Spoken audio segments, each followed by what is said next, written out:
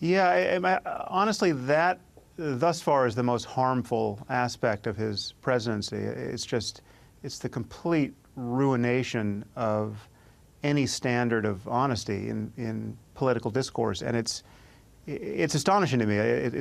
I have not yet accepted that this is even possible, much less actual. So I mean, I don't think I'm alone, but I'm continually having the bewildering experience that I just cannot believe this person is president. And it is all focused on this particular aspect of his presidency, where he lies more than any person has ever lied in human history. And not only does he get away with it, his audience seems to, his supporters seem to delight in his just running roughshod over any expectation that a public figure would be honest. It's not a bug, it's a feature for them, and that's really disturbing. And how do you explain that he does get away with these lies?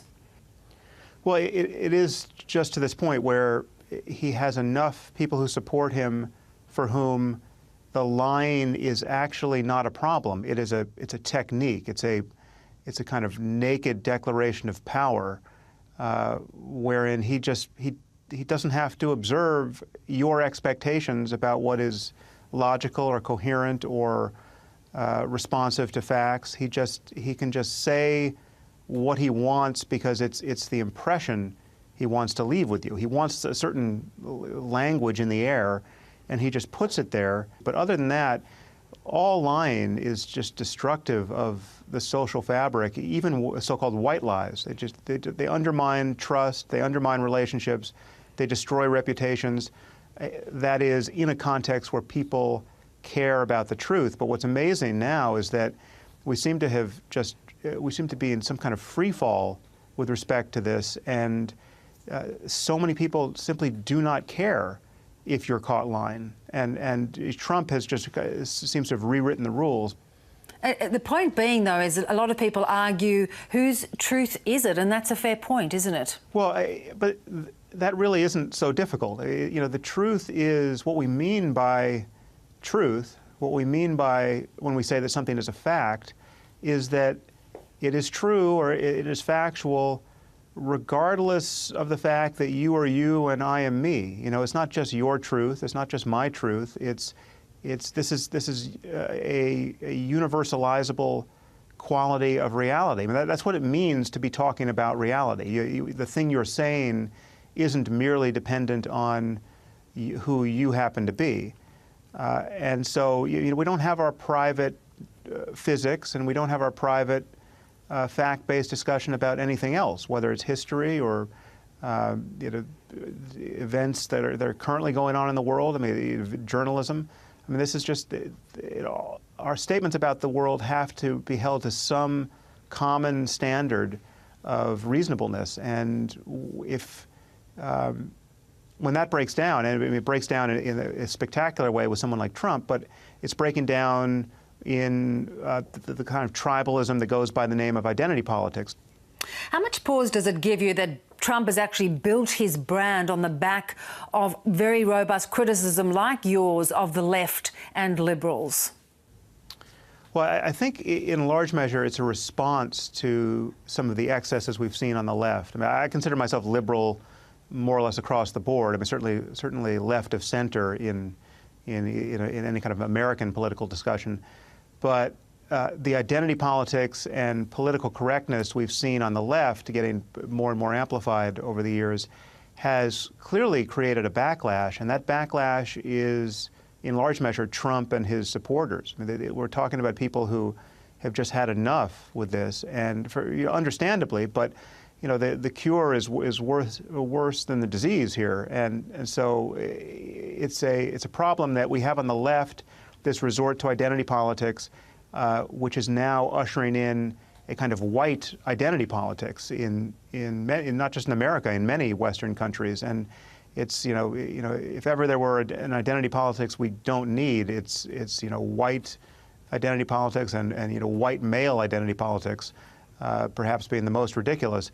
We need to find some path to a future where our common humanity is the only basis upon which we reason about human flourishing and how to build a global civilization. Well, then the big question is, how do we come to that middle path, given we seem so divided at the moment?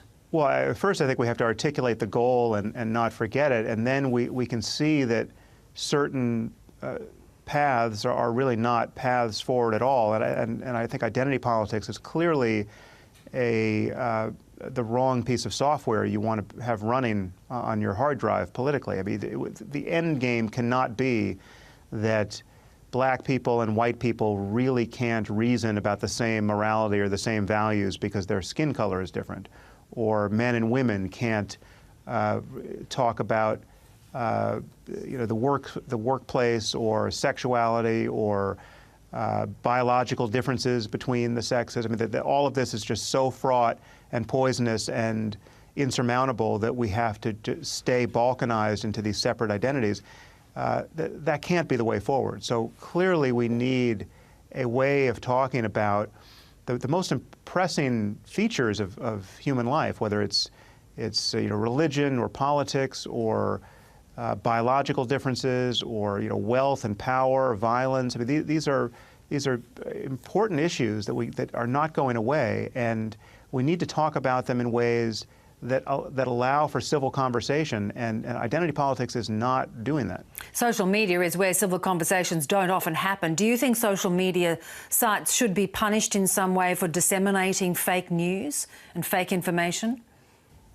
Well, social media is clearly driving us all insane. I mean, this is a psychological experiment that nobody signed up for, and we're all in it.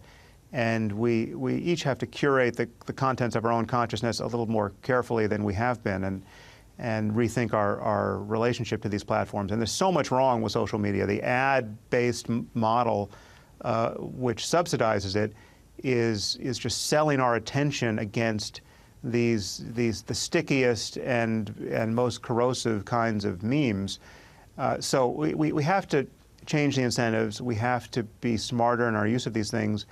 And ultimately, I think news organizations and social media platforms should feel more of a burden than they do to get their facts straight. And we have to resist this slide into a false equivalency, because in America now we have people, most of them support Trump, who think that there is an equivalence between something like the New York Times and a website like Breitbart, right? And that comparison is so obscene that it really need not even be criticized. But the problem is that every time the New York Times gets something wrong, it seems to lend credence to the fact that, well, there's really no objective standard of journalism in the first place, so just kind of pick whatever channel of misinformation you like, and the whole world becomes social media, essentially. So it really is, the burden is upon the impeccable news sources to stay impeccable and to really apologize for and correct their errors as quickly as possible. And to some degree, that standard in even the best organs of journalism seems to have eroded, and that's troublesome as well. Mm. You've courted a lot of controversy for your critique of Islam, and do you think at this point in time, though, we've never been further apart, the Muslim world and Western democracies? Yeah, and that's, it's still a problem. It's a problem that people can forget about for some period of time. And now with ISIS seeming to disperse and certainly lose their terrestrial home, it seems like it's a problem that we can forget about until the next big incident. But the migrant issues in Europe have kept Europe aware of this issue. It's not going away. And what we desperately need is a real spirit of reform and enlightenment in the Muslim world, East and West. I mean, the Muslim communities, wherever they are. And it shouldn't be taboo to say this. It shouldn't be whether you're in the community or outside it. This should just be a general expectation that humanity has for this religion, because it is unlike any other religion on earth at this moment in the degree to which it's breeding radicals who are who really care only about paradise and who are committed to a certain kind of intolerance and fundamentalism that you don't see in other religions. And you've written extensively, of course, about free will. I mean, when it comes to free will, whether it's Catholicism or whether it's Islam, how much free will is exercised for people with those religions in a mass way? Well, as you know, I think free will, as most people think of it, is an illusion. I think it's not that people can't be influenced. In fact, the fact that we don't have a radical kind of free will to invent ourselves is of a piece with the claim that we are open to influence at every moment. We're open to better conversations and better arguments and more evidence. And what we need are good ideas to triumph over bad ideas. And this is really the lever that we can get in hand, and which will move more than anything else in our societies. And do you regret in any way how polarizing this debate has become? No, because I think it is at no point have I been a mere provocateur or someone who was saying edgy things simply to get an effect. I'm always saying what I think is true. But sometimes it's taken that way.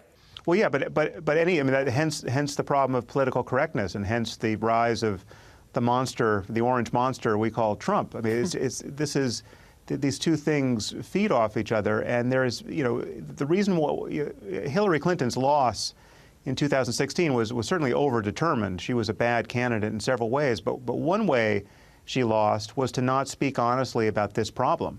Sam Harris, it's been fascinating talking to you. Thank you. Oh, yeah, it's been a pleasure. Thank you.